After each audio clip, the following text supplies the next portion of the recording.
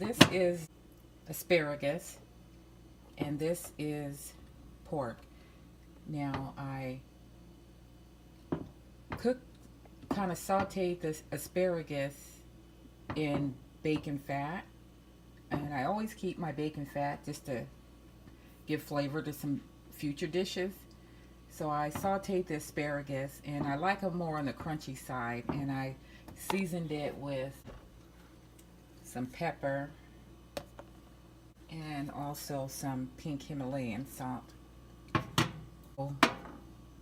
The pork, I cooked it in the crock pot, so it's shredded and it's very, very flavorful and very tender. And this is just like a form of meal prepping because I can take parts of these and make different dishes with it.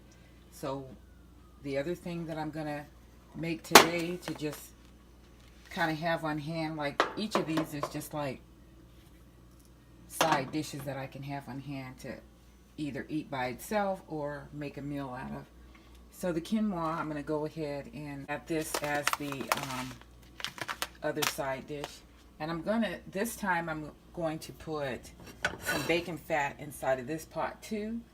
And I like to use bouillon cubes in the water because quinoa doesn't really have a taste. It kind of will taste like whatever the flavor you put in it. So that's kind of, I like to have these on hand.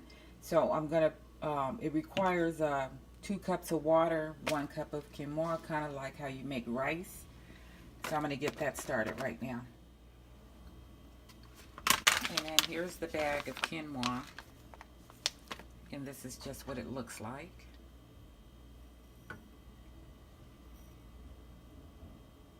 Just grains like. Here's how the bouillon cubes look. And then when you take the wrapper off, it looks like this. And it's really hard. And I keep the bacon fat stored in this cup inside of a Ziploc.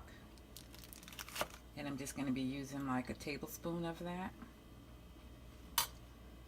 So I'm going to go ahead and add 2 cups of water.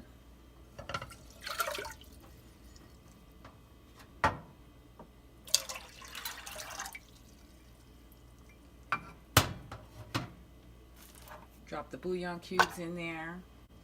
Drop the bacon fat in there. And then I'm going to turn on the oven. And turn it on high to get the water boiling. And once it starts to, well actually, this case you can add them both together. Normally when it's rice you have to wait till I usually wait till the water's done boiling. If you got quinoa, you can add them both at the same time. When it gets to boiling and I think the water goes down some, then I usually will put it to simmer for the rest of the time. And this time around I'm going to add some pepper and some onion powder in it. Like I said, it will taste basically like whatever you season it with.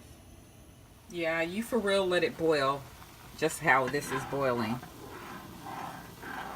And all of a sudden you can smell the flavor or the aroma of whatever you season it with. So I can smell the onion powder for one, and the bouillon cubes, they've completely melted. Of course, the bacon fat has melted, and just gonna let that continue to boil. And if you didn't know, I have a video showing how I DIY'd these marble cabinets. So if you want to check that video out, it was super fun doing it, and it is a really easy solution to kitchen makeover when you live in an old building and you don't like the ugly counters and cabinets. This was one way to make it over without having to cause any damage to a place that is not yours. So I'm going to finish letting this boil.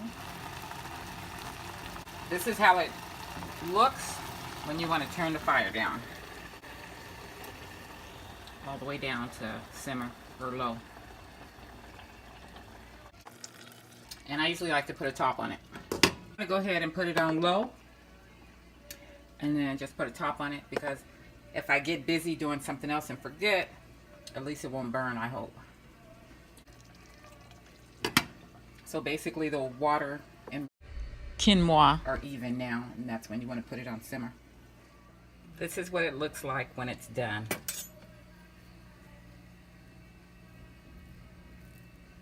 All nice and fluffy.